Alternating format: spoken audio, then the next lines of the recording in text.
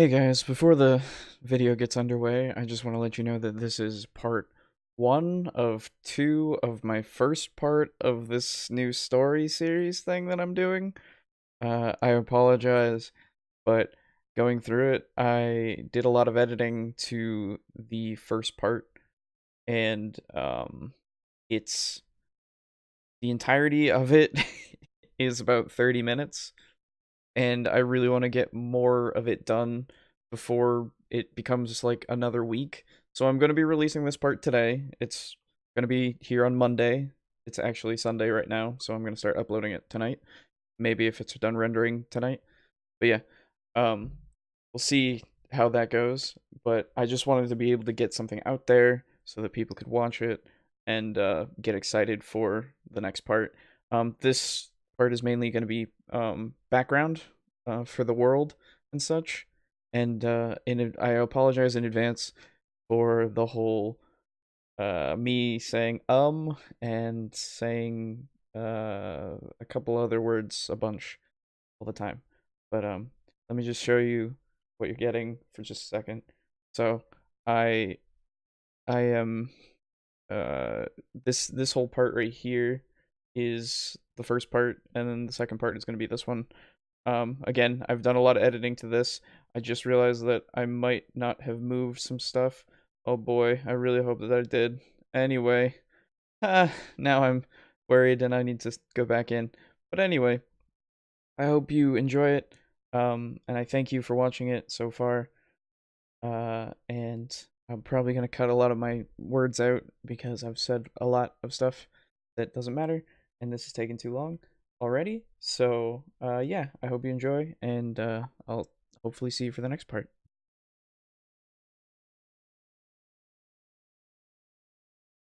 Hello, my name is Graydon. I've been playing D&D for quite a few years. I started out with 3.5. I have a lot of experience with 3.5, about a fifth, sorry, 3/5 of the campaigns that I've played and DM'd have been 3.5. Uh, actually, I would say 4/5, but that's beside the point. Recently, I've started a homebrew campaign and have been going through it for a few sessions now. That started in 3.5, but has made its way into 5th edition, because I didn't start it at 5th edition because I was a coward. In the sense of, I didn't know 5th edition, and even though I had read a lot of the books and looked at a lot of material and seen a lot of people playing 5th edition and pretty much understood it, I still didn't want to DM it just yet, because for some reason I didn't think about how accessible the game itself at 5th edition now really is. But again, this is beside the point. Just some backstory on me and my my DMing and playing, or my experience. So I'm going to tell you a story about my campaign so far. Now, before we begin with everything that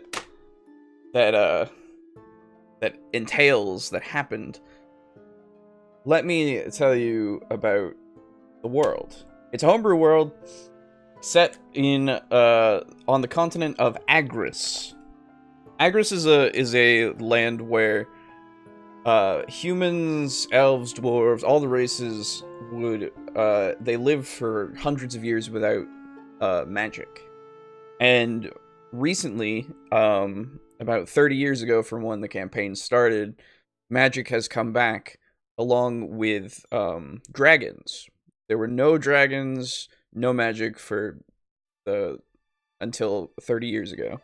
As their arrival kind of came and they started to talk about their gods, their beliefs, and magic started to flow, the gods also decided to start granting magic to their chosen clerics and paladins and you know, people with kind of inherent magical tendencies were being born, and some were discovering that inner power that they knew they had, but they didn't know what it was. This catapulted them forward into having the land both become more accessible but also more dangerous, as with the release of magic, monsters also started to appear. So the races kind of banded together, and they kind of carved out a place in the world. They established kind of the major cities for each of the races, the major races, in this world at least. There is the most notable is the Kingdom of Dodan, which is ruled by a human king and queen. It's on the eastern edge of the continent, or not edge, but it's on the eastern side of the continent. It has the most influence. It kind of encompasses most of the continent itself and its cities, but it doesn't encompass both the southern city thing of the elves called Hwen. Think of the elven kind of cities and city in the trees where everybody's an elf and they're all just like, it's not like, it is, they are still elitist, of course, because they're elves and that's how they are. Fantasy racism. But they do have an alliance with the human capital, and they're at least content for now to maintain this bit of nature and such. And to the north, among the Arlet tops, there is the one of the dwarven city capitals. There are, in fact, two. One in the east and one in the west. The dwarves have a rivalry going between the major houses or nobility. They're kind of vying for control of the entirety of the dwarven kind, if you will. They're trying to get more political sway and ultimately have one of the side's leaders become kind of the king or representative, basically, of dwarves. And I'm checking my map. Kortharum is in the Arlet Tops. It's home to a few of the houses, and the other one is called Din Baldoon. It is also in under the mountains to the west. So you have dwarves from different houses kind of competing.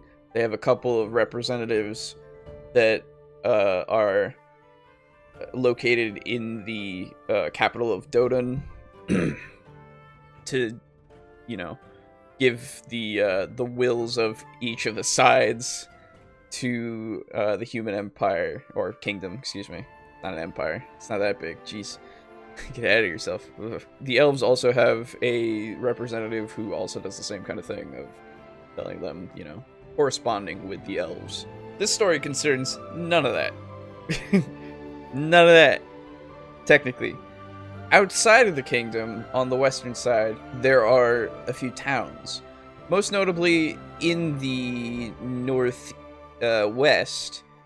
there is a village called Cromerth.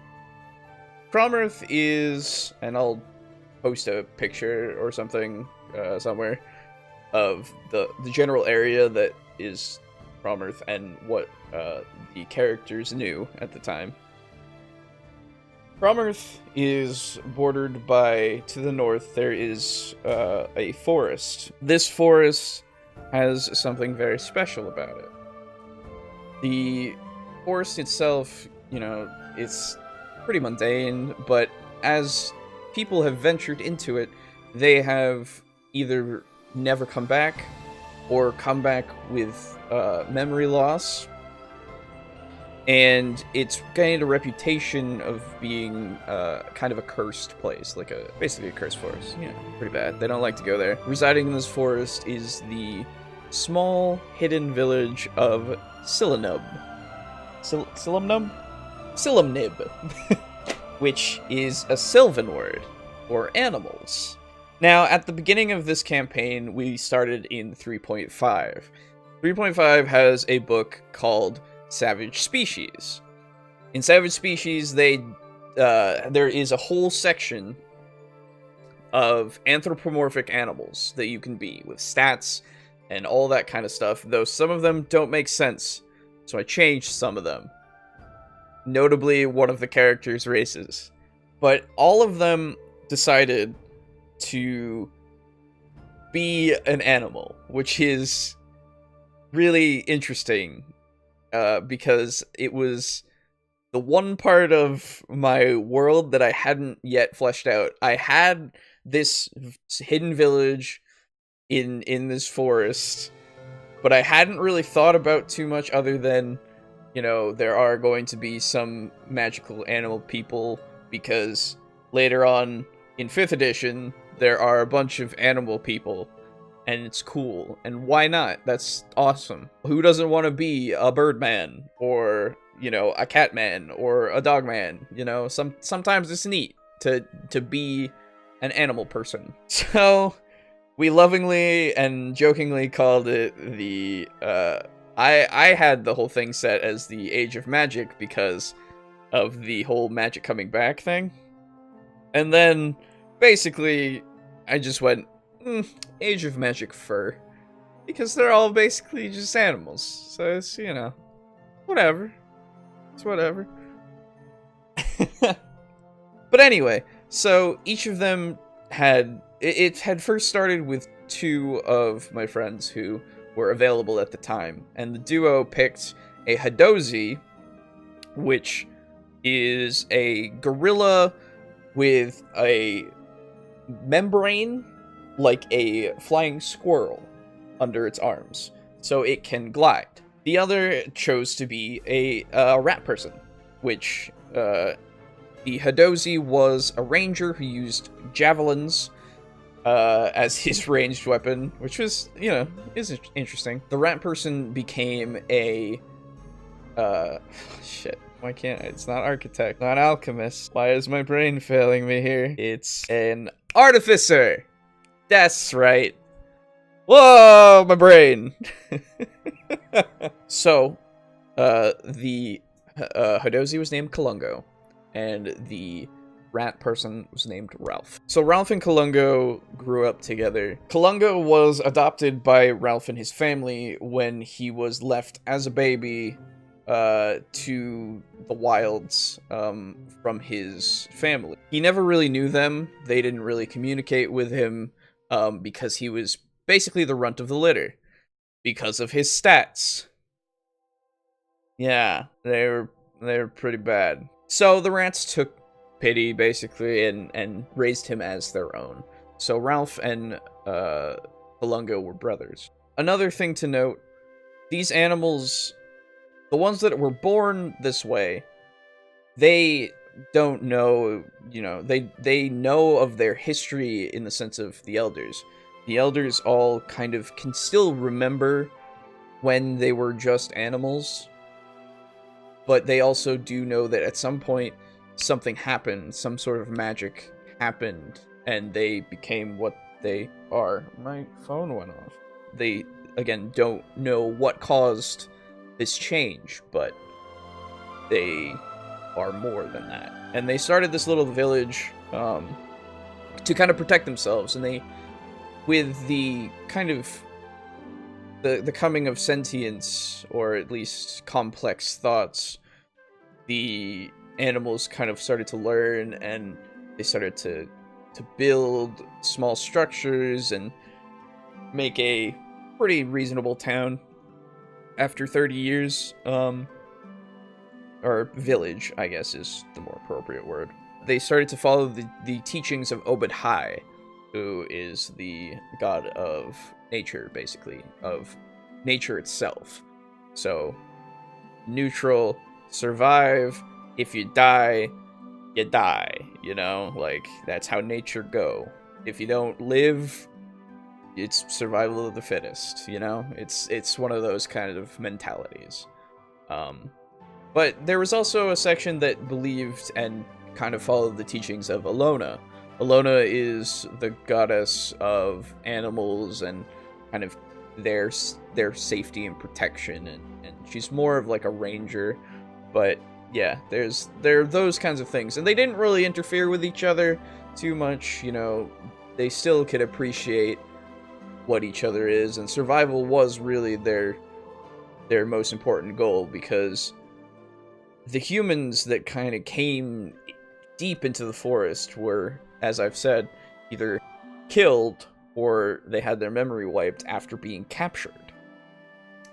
This memory wipe was a kind of tonic that they were given after they were interrogated by the animals that captured them. And the tonic was known by the village elder, Bluster, a bear, who was kind of their wise old village elder.